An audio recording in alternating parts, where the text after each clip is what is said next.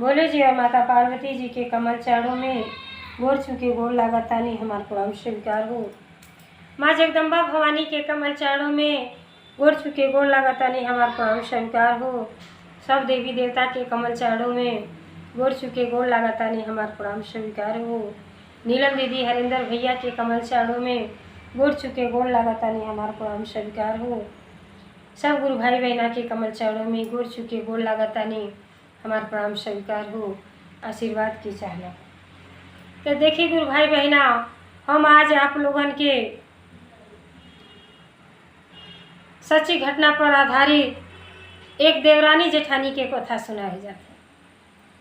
देखिए कहला सब की धन बढ़ जाए लेकिन मन के ना बढ़ाए के चाहिए। और भक्ति भाव अभिमानी व्यक्ति के नहीं शोभा देला। तो देखी जेठान देवरानी पर कैसे अभिमान कैले बाटी। तो देखी हम यहाँ कितना ऊँची के केहू के साथे घात कली, लेकिन भगवान के रजिस्टर में सब दर्ज हो जाला, वहाँ के सब के देखिला। तो ऐसे एक कहावत है, एक मुल्ला रहना कहना ऐसा पानी पीता हूँ खुदा नहीं जानता, लेकिन जब टेंगना अटक गई तो दुनिया संसार जान गई। तो पहले के बुजुर्ग के कहानी जो है सोरह ना सत्य रहत रहा। तो देखी देवरानी जेठान बाड़ी, जेठानी देवरानी से कैसे ईर्ष्या करतारी आ कैसे महादेव जी के कृपा भइल बा। बहुत सुंदर कथा बा। ये कथा के जब पूरा श्रवण करब सबे तबे आप लोगन के आनंद आए। आ कथा अगर हमारा आप लोगन के अच्छा लगे तो कमेंट में भोले जी और माता पार्वती जी के नाम जरूर सभी लिखब। काहे खातिर कि उहे के दया भाव से दुनिया संसार चलता। नाम लिखले बोलले कहले से सब दुख के निवारण हो जाला। तो देखी एगो देवरान जेठान बाड़ी लोग, दोनों जनी जेठान जो है पहले के आयल बाटी। तमाली गाँव बड़ा टोला महला सबसे व्यवहार बा। और देवरान जो है 5 साल के बाद अली।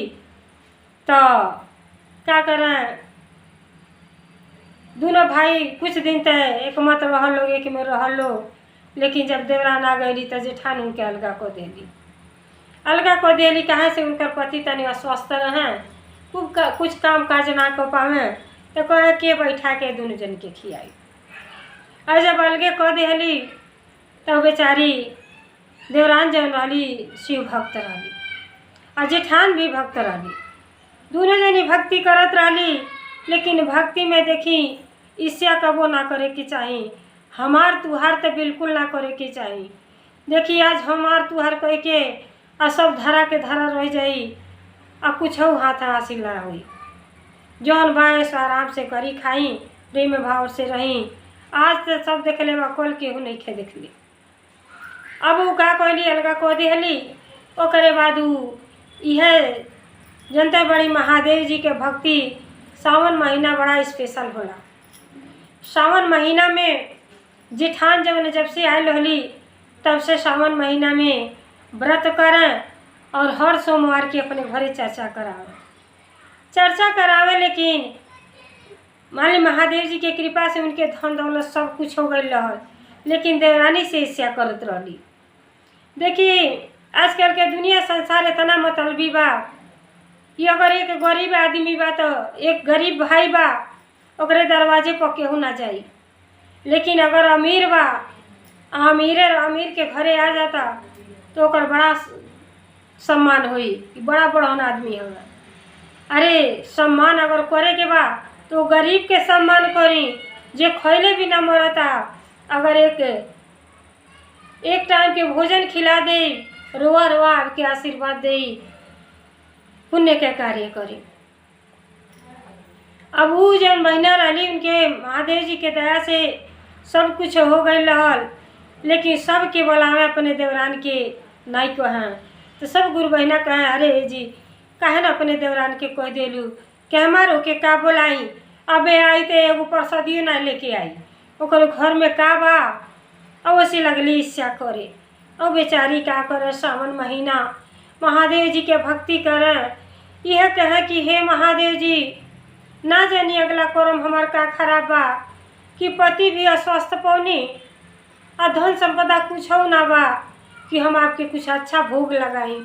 हमार बड़ा इच्छा करता कि हम वो अपने घर में चर्चा कराई, लेकिन बेचारी के घर में कुछ ना रहे।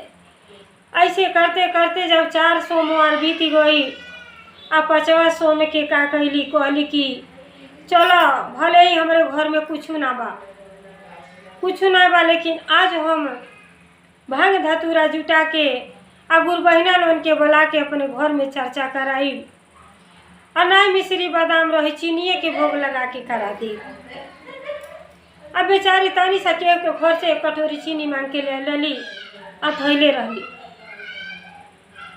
रहली आ भूखल बाटी। पूरा गांव घूमी अली कि ए गुरु बहिना हमारे घर चर्चा हुई, अब रौरा सबे चली आई। तब भक्ति भाव करी, लेकिन अभिमान न करी। ये तो ऐसा चीज़ है भक्ति भाव कि कान में आवाज़ आ जाए तो चल जाए कि चाहिए महादेव जी के चर्चा जरूर सुने के चाहिए। चर्चा भजन से ज्ञान मिलेगा।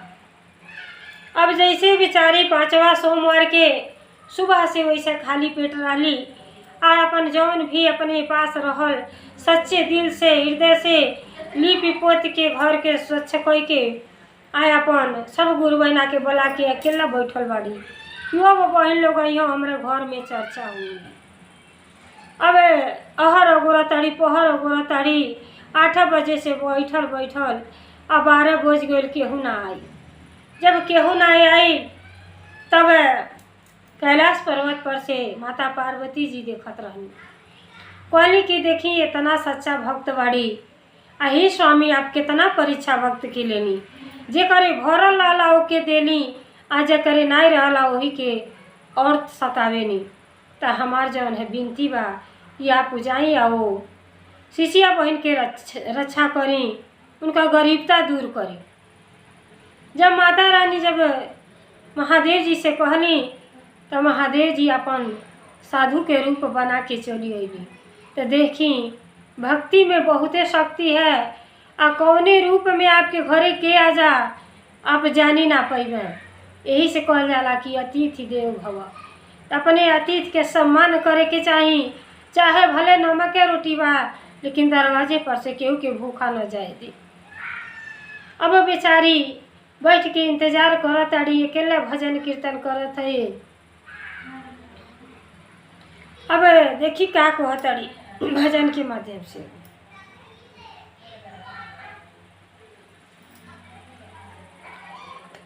शुभ घड़ी सोमवार के दिनवा भोला जी आई आंगनवा। शुभ घड़ी सोमवार के दिनवा भोला जी आई आंगनवा। आई आंगनवा है आई आंगनवा। सुबह घड़ी सोमवार के दिनवा भोला जी आई आंगनवा। अपने भोला जी के भोगवा लगइबे, अपने भोला जी के भोगवा लगइबे। भोगवा लगइबे हो भोगवा लगइबे। अपने भोला जी के भोगवा लगइबे। मिश्री और बदमवा भोला जी आई आंगनवा। सुबह घड़ी सोमवार के दिनवा भोला जी आई आंगनवा। सुबह घड़ी सोमवार के दिनवा भोला जी आई आंगनवा। अपने भोला जी के हमरे भोला जी के अमल लगत है। हमरे भोला जी के अमल लगत है। अमल लगत है हो अमल लगत है। ले अइबे भंगिया के गोला भोला जी आई आंगनवा। भोगवा लगइबे भांग के गोलावा भोला जी आई आंगनवा। शुभ घड़ी सोमवार के दिनवा भोला जी आई आंगनवा। हमरे भोला जी के नींद लगत है। हमरे भोला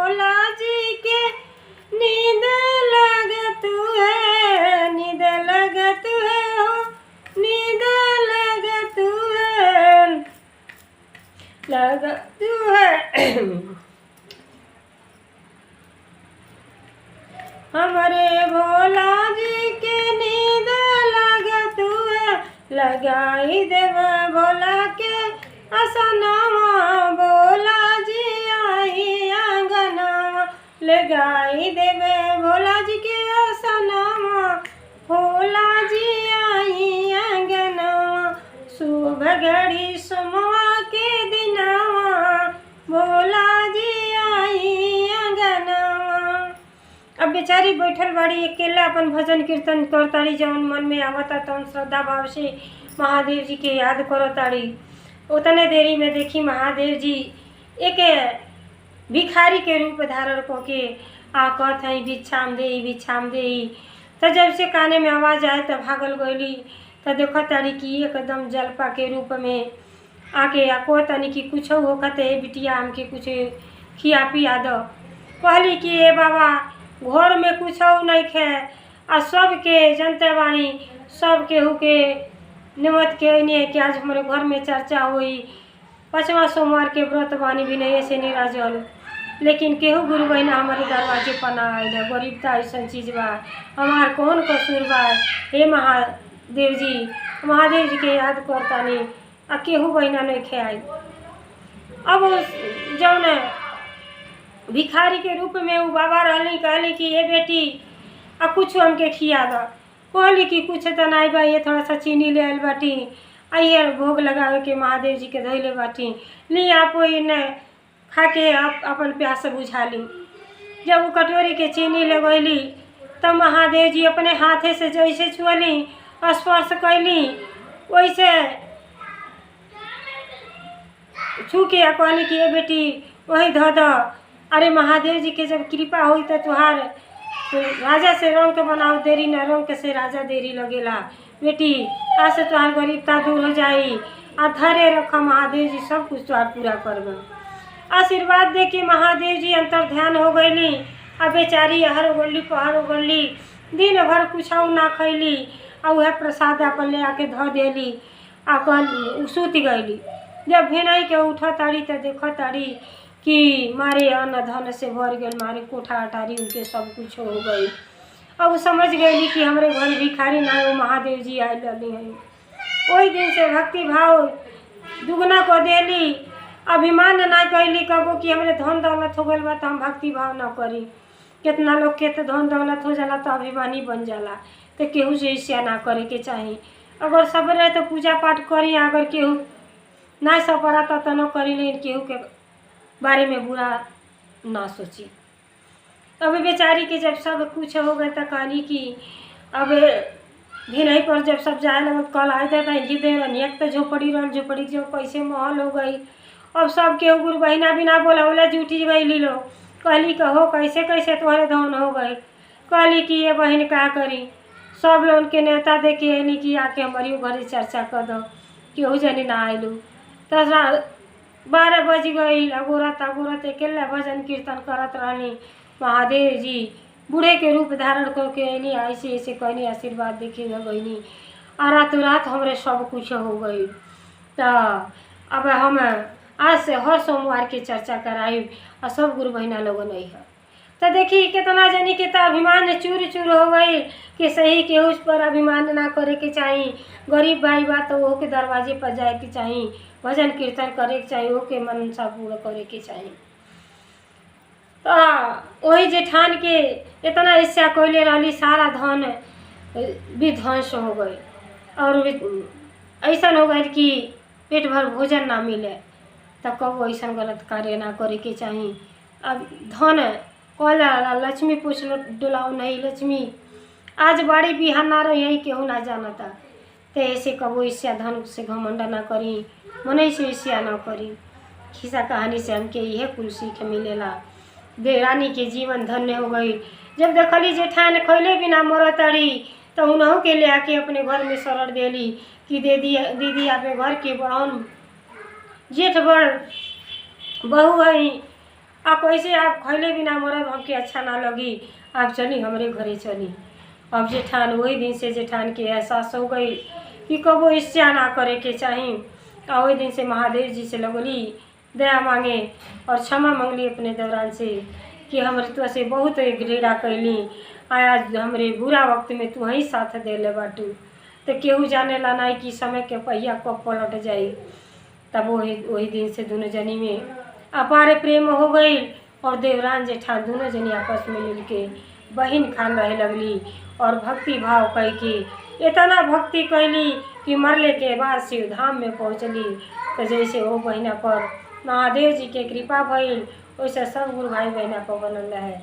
हर हर महादेव, हर हर महादेव, भोलेनाथ की जय, सच्चे दरबार की जय, 33 करोड़ देवता की जय।